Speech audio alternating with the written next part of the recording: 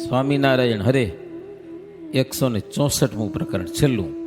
ભક્ત ચિંતામણી ગ્રંથ કયો સતસંગીને સુખરૂપ, જેમાં ચરિત્ર પ્રગટનાયતિ પરમ પાવનયનુપ. બીજા ગ્રંથ તો બહુ જ છે સંસ્કૃત પ્રાકૃત શોય, પણ પ્રગટ ઉપાસી જનને આ જેવો નથી બીજો કોઈ. જો સ્વામી વખાણ કરી રહ્યા એમ જાના, પ્રગટ ઉપાસી જનને જેવો આ ગ્રંથ સુખદાયી છે ને એવા કદાચ બીજા ગ્રંથો ઘણા બધા છે સંસ્કૃત પ્રાકૃત, પણ આના જેવો નહીં. પોતાના એટલા તો વખાણ કરવા પડે છે ભાઈ, આટલું મહેનત કરીને ગ્રંથ બનાવ્યો છે તો મહિમા તો બતાવવો પડે ને ભાઈ. બીજા ગ્રંથો હશે પણ આના જેવો તો એકે ગ્રંથની. બીજી વાત સ્વામી કે હું કહું બનાવ્યો છે એટલે નહીં, ખુદ શ્રીજી મહારાજ આવતા હું લખતો તારે પાના મહારાજ જોતા અને જોઈને કહેતા વાહ વખાણ કર્યા મહારાજો. એટલે પ્રસાદીનો ગ્રંથ ભાઈ, મહારાજ પોતે પ્રશંસા કરી તો હું ન કરું સ્વામી કે. પ્રગટ ઉપાસી જનને એટલે સજાનંદ સ્વામીના સેવકોને આના જેવો કોઈ બીજો નહીં. એટલા માટે કે જેમાં મહારાજના ચરિત્ર વારંવાર વર્ણવેલા છે, સંકોચ નથી રાખ્યો. એકવાર રંગોત્સવ લીડા આવી ગઈ તો ફરી વાર ન વર્ણવી એમ નહીં, ફરી વાર એમને એમ જવા દીધો. વારે વારે વણ સંભારે સાંભરે હરી મૂર્તિ હૈયા મોચાર. આ ગ્રંથ વાંચ્યા કરો ને, સંભાર્યા વિના ભગવાન સાંભળ્યો. હા એ ફાયદો હોય. વળી ભગવાન અને ભગવાનના ભક્તના ગુણો આ ગ્રંથમાં અપાર વર્ણવેલા છે. શુદ્ધ ભાવે કોઈક સાંભળશે ને આ ગ્રંથ તો અંતે ભવસાગરને પાર થઈ જ જશે સ્વામી કેવો એવો ગ્રંથ છે. એવો ગ્રંથ અનુપમયતિ રે, જેમાં પ્રગટ પ્રભુની પ્રાપ્તિ રે. પ્રગટ કલ્યાણ પ્રગટ ભજન રે, પ્રગટ આજ્ઞા પ્રગટ દર્શન રે. બધું પ્રગટ પ્રગટ પ્રગટ, સમજા ને, પ્રત્યક્ષ બીજી વાત જ નહીં એવો આ ગ્રંથ છે. પ્રગટ પ્રગટ પ્રભુની પ્રાપ્તિ, પ્રગટ કલ્યાણ, પ્રગટ આજ્ઞા, પ્રગટ દર્શન ભગવાનના, પ્રગટ વાતો, પ્રગટ વર્તમાન, પ્રગટ ભક્ત અને પ્રગટ ભગવાન. નથી ઉદ્ધારાની એકે વાત રે હો. ભજન કરો અને સુખી થાવ, બીજી વાત નહીં. મુઆ પછી મળે એવી વાત નહીં હો સ્વામી કે. જે જે જોઈએ સાક્ષાત, બીજા કહે મુઆ પછી મોક્ષ થશે, વળી પ્રભુ બતાવે છે પ્રોક્ષ રે. કર્યા કરો આ પ્રમાણે, મર્યા પછી સુખ મળશે કે હો સ્વામી કે એવી વાત નથી. અત્યારે જ સ્વામિનારાયણ સત્સંગી જ સુખી હો. પ્રગટ કોઈ કહે છે કર્મે કલ્યાણ રે, એવા પણ બહુ છે અજાણ રે. કોઈ કે હારા કર્મ કરો કલ્યાણ થઈ જશે, કે થયું કોઈનું કલ્યાણ એ ખબર નથી, એ ના હાલે ને. કર્મ કરો તો કલ્યાણ થઈ જાય, કર્મ કરો તો કેવડીક થઈ જવાય, ભગવાન થઈ જવાય. સ્વામી કઈ વાતું કરે ખાલી કે હો. કોઈ કહે પ્રભુ નિરાકાર રે, એવા પણ અજાણ ઘણા બધા છે કે હો. કેટલાક કે ભાઈ વૈદિક કર્મ કરો તો કલ્યાણ થઈ જાય, કેટલાક એમ કે એક બ્રહ્મ માનો બીજું કાંઈ છે જ નહીં, કે એકડો બ્રહ્મ જ્ઞાન થઈ જાય એટલે કલ્યાણ થઈ ગયું. કોઈ કહે દેવીને માનો, દેવીને પૂજો ઈ સર્વસ્વ શક્તિ છે. કોઈ કે દેવને માનો એ જ કલ્યાણ કરતા છે. દુનિયામાં કે છે બધા હો. કોઈ કહે મોક્ષદા મહાદેવ રે, કોઈ કે મહાદેવ જ કલ્યાણ કર્યો, બીજાથી કલ્યાણ થાય જ નહીં. કે એ તો સર્વે વાર્તા છે સારી રે, પણ જનને જોવું વિચારી રે. સ્વામી કે બધી હારી વાતનું છે, ખોટું વાત નથી. શું વાતું હારી છે, પણ સ્વામી કે મારી વાત એક વિચારો ખાલી હો. શું જ્યારે એમ જ અર્થ જો સરી જતો હોય, કોઈક દેવ કે દેવી કે મહાદેવથી આતંકથી કલ્યાણ થઈ જ જતું હોય સ્વામી કે, તો મારો એક પ્રશ્ન છે કે પૃથ્વી ઉપર ભગવાન આવે શા માટે? શું જરૂર છે ભગવાને આવવાની? દેવતાઓ જો આત્યંતિક કલ્યાણ કરી દેતા હોય તો રામ અને કૃષ્ણ શા માટે આવ્યા? મહાદેવજી તો જન્મ આ બ્રહ્માંડ રચાણું તેદીથી છે, મહાદેવજી છે, બ્રહ્મા છે, વિષ્ણુ છે, એ બધા અત્યંતિક કલ્યાણ જો કરી દેતા હોય તો ભગવાન શું કામ આવે પૃથ્વી ઉપર? હા, જરૂર નહીં ભગવાને આવવાની. વળી કેટલાકે જ્ઞાન વિના મોક્ષ ન થાય એમ શ્રુતિ અને સ્મૃતિ સૌ ગાય છે, માટે પ્રગટ જોઈએ ભગવંત રે હો. ભગવાન તો જોશે, એને વિના કલ્યાણ નહીં થાય સ્વામી કે હો. એવું સર્વે ગ્રંથનું સિદ્ધાંત છે સ્વામી કે, હું નથી કહેતો, સર્વે ગ્રંથોનું સિદ્ધાંત છે ભાઈ, ભગવાન જોશે આગળ. હવે સ્વામી કે પ્રગટ વિના કાંઈ ન થાય એવું સાંભળી લો. જેમ સૂર્ય પ્રગટ હોય તો જ અંજવાળું કરે, નહીં તો અંધારું થઈ જાય કે ન થઈ જાય. સૂર્ય ન હોય તો શું થાય? તમે સૂર્યનારાયણ સૂર્ય સૂર્ય કર્યા કરો, કાંઈ ન થાય. અમે જોઈ તો ખરું કાંઈક, તો અંજવાળું જાય. જેમાં પ્રગટ જળને પામી રે, જાય પ્યાસીની પ્યાસ તે વામી રે. પાણીનું નામ લીધું કરો તરસ મટે નહીં, પાણી પીવું પડે. જેમ પ્રગટ અન્નને જમે રે, અન્ન જમે તો જ જઠરાગ્નિ ઠંડી થાય હો પેટમાં, તેમ પ્રગટ મળે ભગવાન રે, ત્યારે જનનનું કલ્યાણ નિદાન રે. પ્રગટ ભગવાન મળે તો કલ્યાણ થાય. માટે પ્રગટ ચરિત્ર સાંભળવું રે, હોય પ્રગટ ત્યાં આવી મળવું રે. પ્રગટના ચરિત્રો સાંભળવા ને પ્રગટ ભગવાન ને ત્યાં આવીને મળવું, જ્યાં ત્યાં પછી બંધાઈ રહેવું નહીં. સ્વામી એમ કે જ્યાં ત્યાં ફસાઈને ના રહેવાનું, કે જ્યાં પ્રગટ પ્રભુ હોય ને ત્યાં જનનું સેજે સેજે કલ્યાણ થાય છે. પ્રગટ ભગવાનની વાતો સાંભળે તો કાન પવિત્ર થઈ જાય છે. ભગવાનના ચરણનો સ્પર્શ કરે તો ત્વચાના પાપ બળી જાય, ચામડીના. અરે ભગવાનના દર્શન કરે, ઘનશ્યામ મહારાજના શણગાર સરસ શેત વાઘા, આંખીઓના પાપ બળી ગયા જન્મો જન્મના, નૈણા પાવન થઈ જાય લો ભગવાનને નિરખે તો. વરી ભગવાનના ગુણ ગાય તો જીભ પવિત્ર થઈ જાય, ગમે એટલા પાપ હોય ને બળી જાય. ભગવાનને ચડેલા સરસ મજાના ફૂલ સુગંધી લે તો નાકના પાપ બળી જાય છે. વળી ચરણ પવિત્ર થાવા કોઈ કરે રે, તો પ્રગટ સામા પગ ભરે રે. પગના પાપ બાળવા હો તો મંદિરમાં પગે હાલીને આવવું કે દી, જેટલા પગલા માંડો ને એટલા પાપ બળે. ડગલે ડગલે યજ્ઞનું ફળ થાય હો. કર એટલે હાથને પવિત્ર કરવા હોય તો ભગવાનને હાથ જોડવાના, બસ પ્રભુ તમારો છું. રડવું ભગવાનને આગળ, આંસુ આવી જવા જોઈએ. હે ભવસાગરમાં પડ્યો છું ભગવાન, પ્રભુ મને બચાવી લો. આંખમાં આંસુ આવી જાય હો. દુઃખી છું, જન્મ મરણની ભવાટી પડ્યો છું, હાથ જોડો, હાથના પાપ બધા બળીને ભસ્મ થઈ જાય. એવા ભગવાન સમર્થ છે સ્વામી કે મનથી ચિંતન મનન કરવું ભગવાનનું, ચિત્તથી ચિંતન કરવું, બુદ્ધિથી ભગવાનનો નિશ્ચય કરવો, અહંકારથી હું ભગવાનનો છું એવો અહમ ધરવો કરે. પ્રગટમાં શુદ્ધ ત્યારે બધું શુદ્ધ થઈ જાય. માટે પ્રગટ પ્રભુ જો ન હોય રે, ન થાય એ નિષ્પાપ કોઈ રે. જાણો પ્રગટ મૂર્તિ ભવ પાર રે, સહજે ઉત્તરવાનો સમાજ રે. ભવ પાર થવું હોય તો પ્રગટ ભગવાન જોઈએ તો જ કામ થઈ જાય હો, નહીતર ભવસાગર તરાય નહીં. જેમ સમુદ્ર તરવા માટે નાવ જોઈ, નાવ સિવાય બીજો કોઈ ઉપાય નહીં. તમે તુંબડા બાંધીને કંઈ તરી ન જાઓ, રસ્તામાં ખાઈ જાય તમને કોઈ. વાણમાં બેહો તો સમુદ્રને પાર થઈ શકે.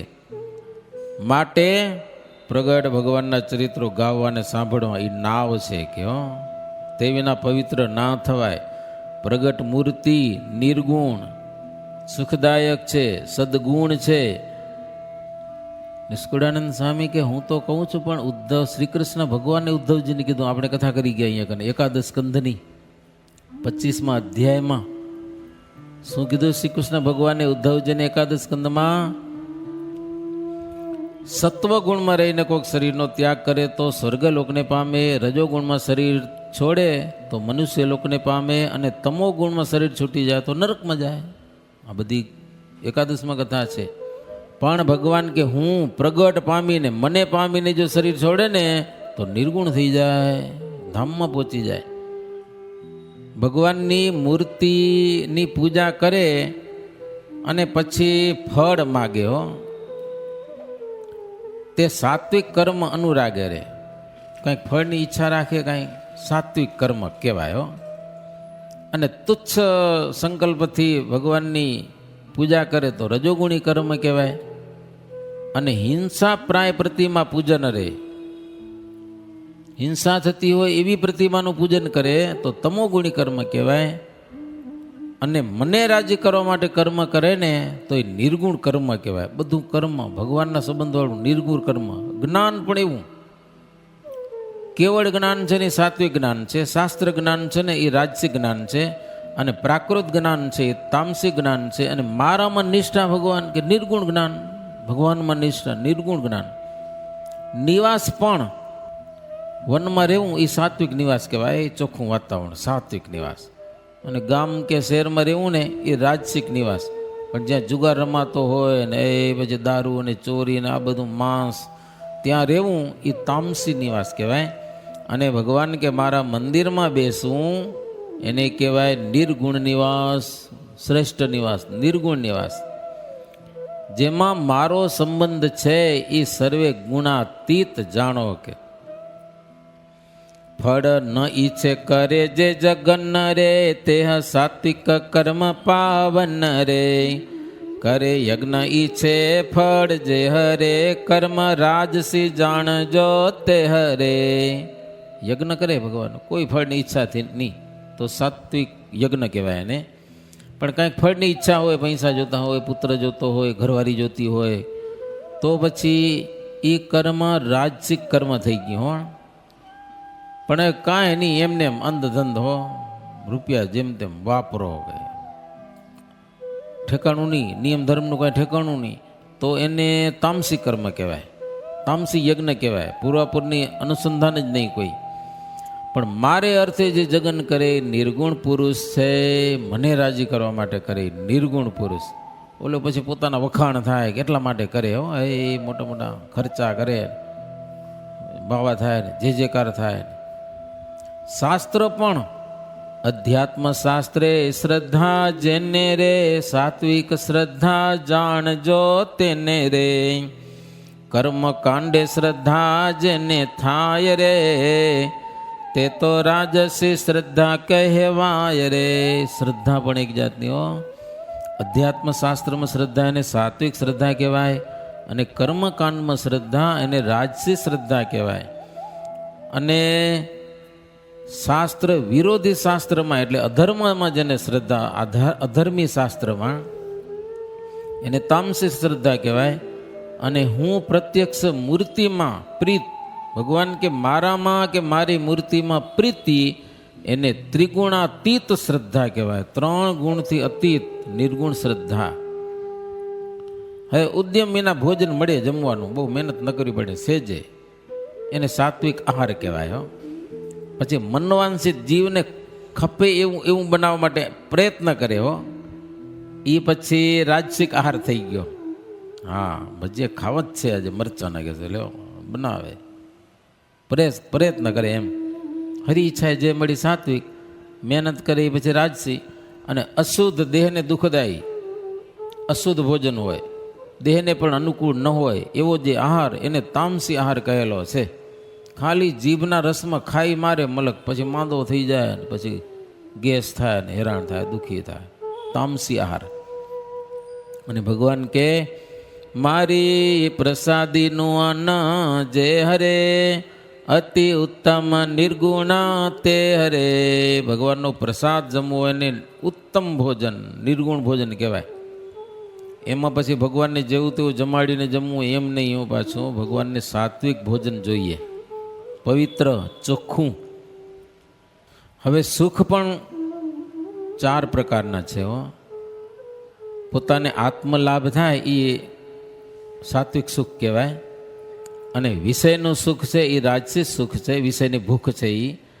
અને મોહને આધીન થઈને જે સુખ મળે, દારૂ પીને મોજ પડી ગઈ કે પડ્યા રહ્યા, દુનિયા ભૂલાઈ ગઈ, એ એક સુખ છે ને એક જાતનું, તો એ તામસી સુખ છે. અને ભગવાન કે મારો આશ્રય કરવાથી જે સુખ મળે એ નિર્ગુણ સુખ છે. એમ કહ્યું એકાદશ માહિરે. નિષ્કુળાનંદ સ્વામી કે આવી કથા એકાદશ સ્કંદમાં ભગવાને કીધી છે એટલે પ્રભુ પ્રત્યક્ષની અધિકારી રે ભાઈ, ભગવાનની અધિકારી ભગવાન શ્રી કૃષ્ણ ઉદ્ધવજી પ્રત્યે પણ કહેલું છે. એટલે હું ખાલી ખોટું નથી કહેતો એમ.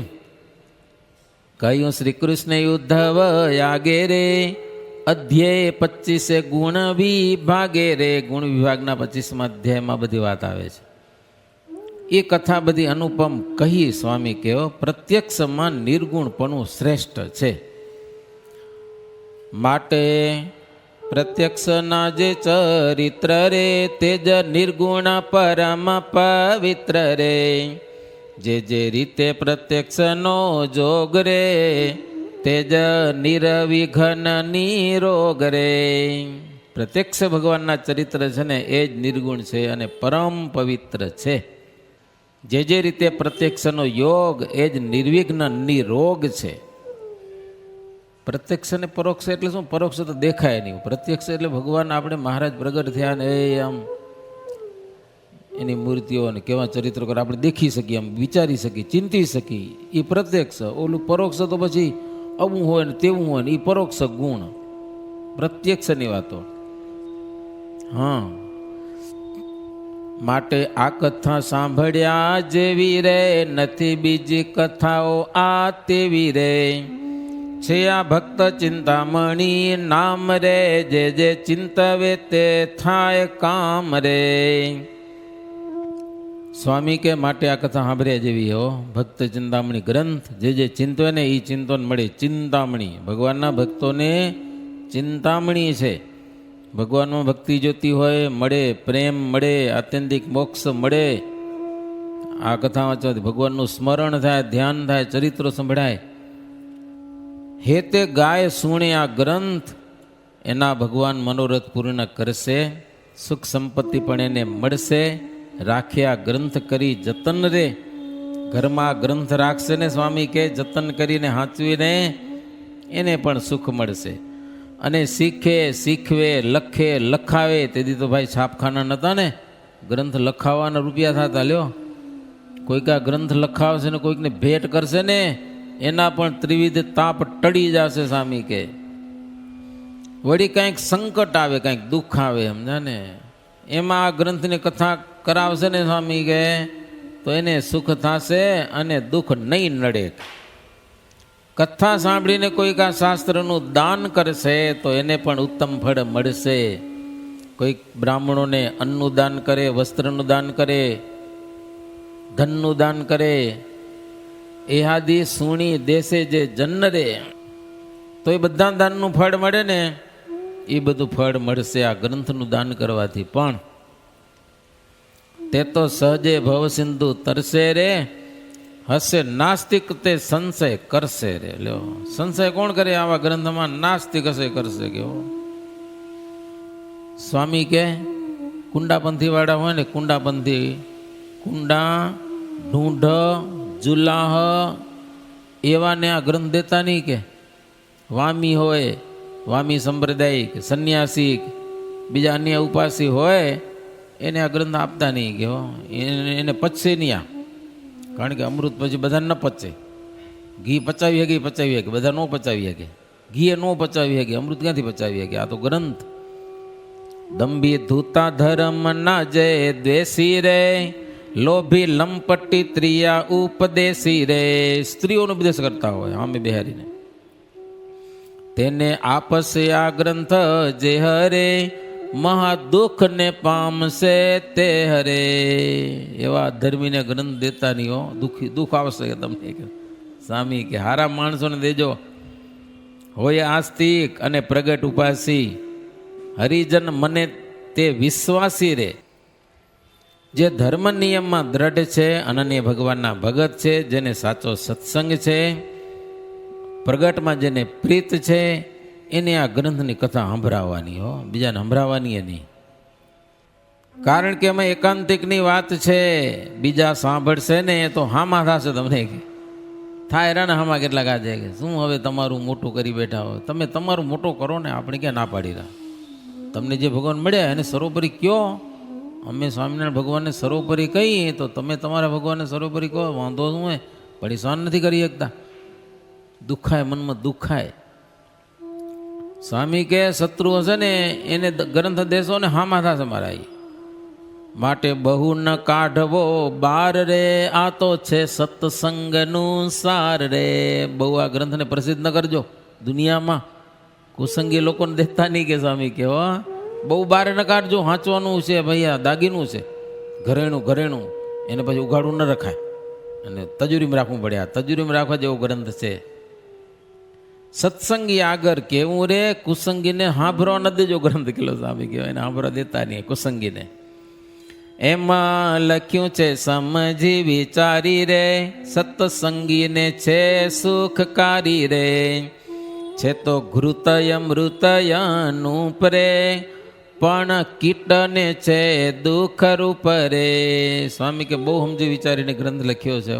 હા, સત્સંગીને સુખકારી છે, ઘીની સમાન છે, અમૃતની સમાન છે, પણ કીડો હોય એ ઘી કે એ અમૃત પી ના શકે. હો, માટે વિમુખ જનને તારી નાખજો ગ્રંથ સંભળાવવામાં, એને આપવામાં. કેજો કથા આ સુંદર સારી રે, એને તારીને કથા કેજો એટલે બીજાને. સમજવું હશે ને એ શાનમાં સમજી જશે, પણ મૂર્ખ હશે એ માનશે નહીં. મૂર્ખને ખબર નહીં પડે કે હવે સ્વામી ક્યાં લખાણો ગ્રંથ એની વાત કરે છે. વાત બધી પૂરી થઈ ગઈ. ગંગા ઉન્મત તીરે છે ગામ રે, પુર પવિત્ર ગઢડું નામ રે. ત્યાં ભાવે શું કથા આ ભણી રે, ભક્ત પ્રિય ભક્ત ચિંતામણી રે. ક્યાં લખાણું છે ગ્રંથ? ગઢડામાં ઉન્મત ગંગાને તીરે, ઘેલા નદીને તીરે આવેલું ગઢડા ગામ ઉત્તર કિનારા ઉપર.